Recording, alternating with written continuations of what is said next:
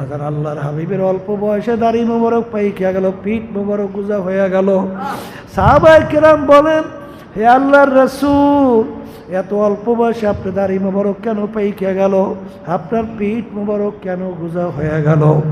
আল্লাহর রাসূল বলে, ও আমার সাহাবারা, আমি রাসূল যা দেখি তোমরা তো দেখো না, আমি রাসূল যা জানি তোমরা তো জানো না।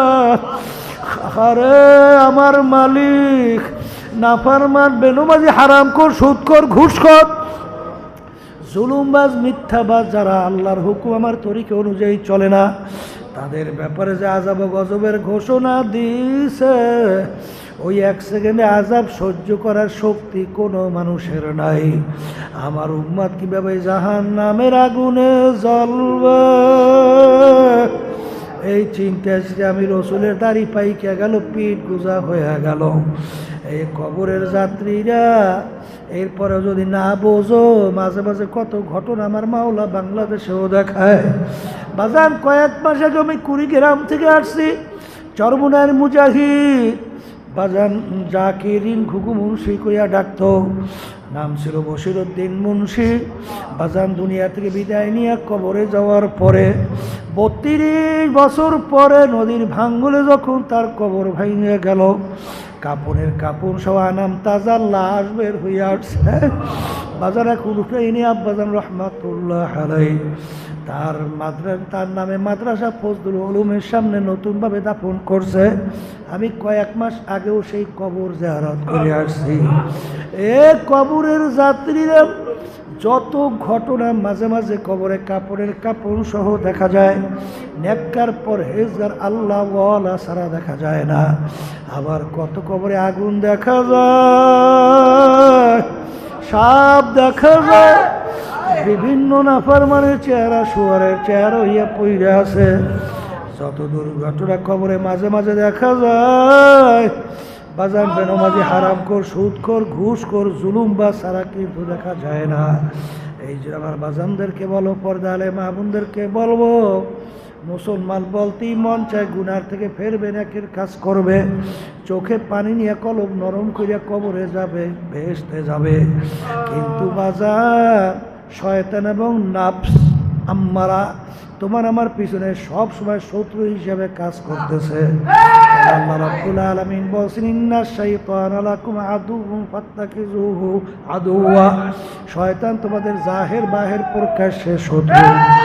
এই শত্রু সবল থেকে বাঁচার জন্যে, নফস আম্মারার ধোঁকার থেকে বাঁচার জন্যে বাজার আমার মালিকের হুকুম কুনু মা'আস সাদিকিন। এই জন্য আমার বাজানদেরকে বলবো, পর্দা আলে মা বোনদেরকে বলবো, দুনিয়ার যে কোনো কাজের একটা সময় থাকে, তারিখ থাকে, কিন্তু তোমার আমার মৌতের কোনো সময়ও নাই, তারিখও নাই। আর একবার যদি দুনিয়ার থেকে বিদায় নিয়ে কবরে যাইয়া শুইয়া বসো, আর দ্বিতীয়বার দুনিয়াতে আর ফেরত আসা যায় না।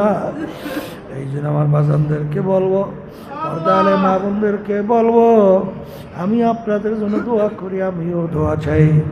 মালিক যেন আমাদের সবাইকে গুনার থেকে ফিরে নেকের কাজ কইরা, মালিকের হুকুম অনুযায়ী চইলা, আল্লাহর হাবিবের তরিকা অনুযায়ী চইলা, চোখে পানি নিয়ে কলম নরম কইরা কবরে যাওয়ার তৌফিক দান করেন। আল্লাহুম্মা আমিন। এ ঘরের মেয়ে লোকের হাত উঠাও, গুনার কথা মনে করো, দুই চোখের পানি ফেলাও, মালিকের দরবারে কান্দ,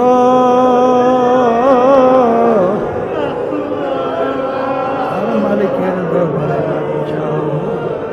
যদি কান্না না আসে, একদিনে ঘরের দরজা দিয়ে নতুন বউ হয়ে কত মেয়ে লোকে শরবত খাওয়াইলো, কত মেয়ে লোকে বাতাস করলো।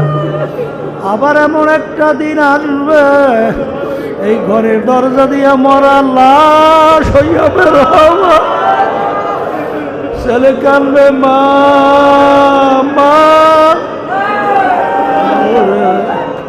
মেয়ে কানবে মা মা করে, যত আর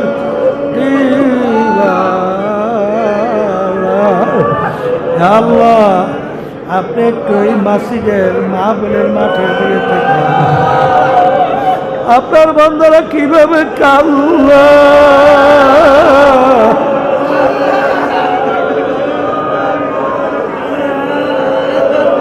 মালিক আমাদের ছেলেও মরে নাই, মেয়েও মরে নাই, করে বসছি রে, মাফ করে দেন গো মাওলানা।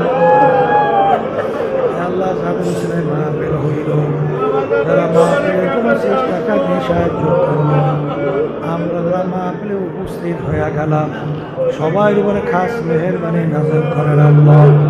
হে আল্লাহ, আমাদের আম্মা আব্বা দাদা দাদু নানা নানা